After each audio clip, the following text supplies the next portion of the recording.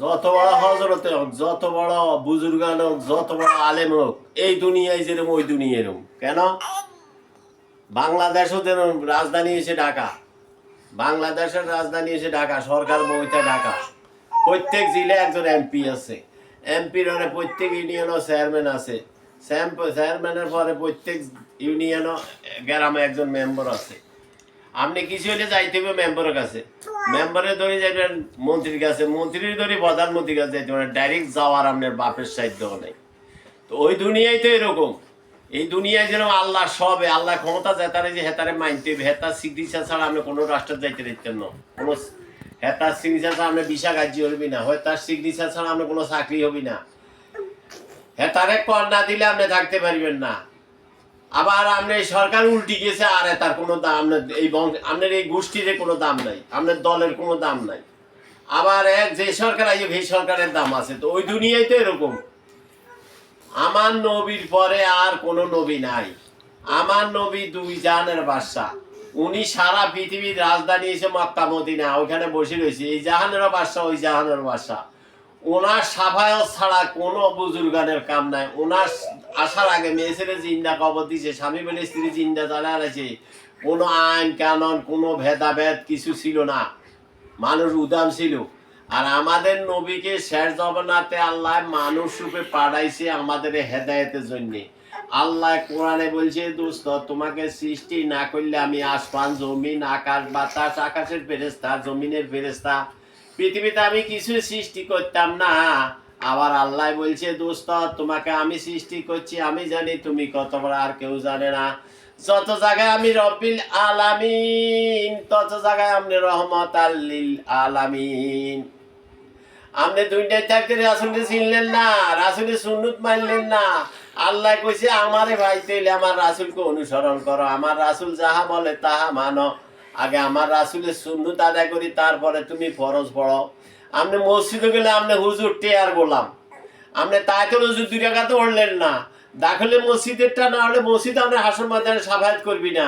তারপরে রাসূলের সুন্নত বাদ দিয়ে নামাজ হলে আপনি রাসূল কবর সাফায়াত করবি না। কবর উনি সাফায়াত না করলে আপনি কবরে চলে জাহান্নামে যাইতে হইব। আপনি দুনিয়ায় থাকতে রাসূলের মিলাদ সুন্নত মানলেন না, রাসূলের মিলাদ ধরলেন না, রাসূলের মাটি দিয়ে হেঁকে দুনিয়ার কলঙ্কিনী করেন। আর আপনি মরি গেলে কারণ বিসমিল্লাহ আল্লাহ মিল্লাদে রাসূল, হেক থেকে রাসূল আপনার কবর আসবে, আপনার সাথে দেখা দিবি। আপনার কবর রাখি আসলে 40 আসার পরে তো মন কিন্ন ফিরা জিজ্ঞা, আল্লাহর বান্দা তোমার রবকে, তোমার দিনকে, যারা রাসূলের সাহাবা, রাসূলের ইমানদার যারা, হেতার দিন আমার ইসলাম, রব আমার আল্লাহ, দিন আমার ইসলাম। এই কথা বলতে দেরি আমার আল্লাহকে ফেরেশতারা আমার বান্দার কবরে আর জান্নাতের রাস্তা করে দে। হাসতে হাসতে নাচতে নাচতে চলে যাবে। এখানে কি গান, তা তো 100 গুণ বেশি গাইবেন, পেশাব পায়খানা হবে না, গামের সাথে চলে যাবে। আর যারা রাসূলকে মানবেন না, রাসূলের সম্মান দিবেন না, যত বড় হুজুর হয়ে যত বড় বুজুর্গার, রাসূলের সিগনেচার না থাকলে কবরে থেকে আপনি জাহান্নামে যাইতে হবে।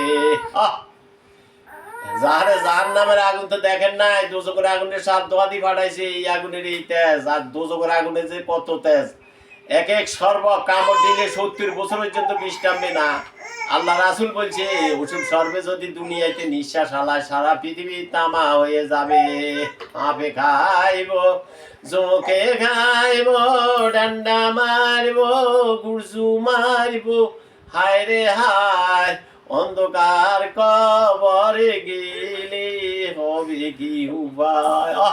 রাসূলের সাফায়াত না লইতে নাইলে আপনার কপাল কত যে দুঃখ হইব, কবরে তুলে জাহান্নামে যাইতে হইব। যে তারা রাসূলকে মানতে না, বোবার মতন দাঁড়াই থাকবো, কথা ভিতরে মুখে দিই, আগুনের রশিদি বাঁধি আগুনের দৌড়া মারতে মারতে জাহান্নামে নিয়ে যাবে। এই দুনিয়ায় যেরকম আগে সরকার ক্ষমতা চাইলে এটা কি লাফানি কি দফানি, ভয়ে থরথর কাছি আমরা, কন্যা দিতে পারি না, যা কইছে তা মানতে হয়েছে আইন কেন। সরকার উড়ি জানার লগে বেগুন আন্ডা বাচ্চা কুঙ্গা কুমিতাইছে, কোনো খবর নাই। আবার এই সরকার আইনের আগে দেওয়ানি এগুলো কি লাফালাফি কি দফাদফি করতে আছে। আবার আরেক সরকার এলে এগুলো লাফাই দোফাই গাই যাইব। এই দুনিয়ায় তো এরকম। যত নবী আসে, আদম আলাইহিস সালাম, নূহ আলাইহিস সালাম, ঈসা আলাইহিস সালাম, দাউদ নবী, ইব্রাহিম নবী, আমাদের জাতির ভিতরে যতই হোক, নূহ আলাইহিস সালাম হেগো জীবনে বাঁচাইতে হলো, তোরে বাঁচাইবে কতুন।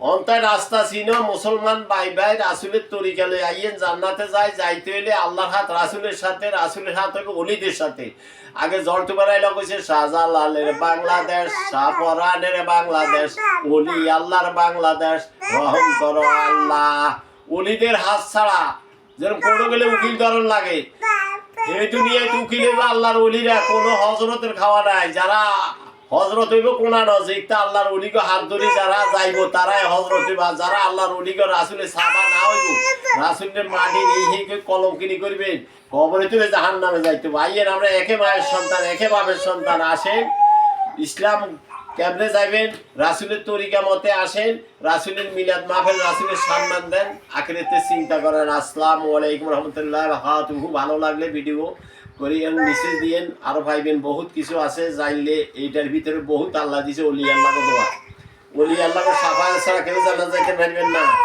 আল্লাহর হাত রাসুলের সাথে রাসুলের হাত ওলিদের সাথে। আসসালামু আলাইকুম রহমতুল্লাহ।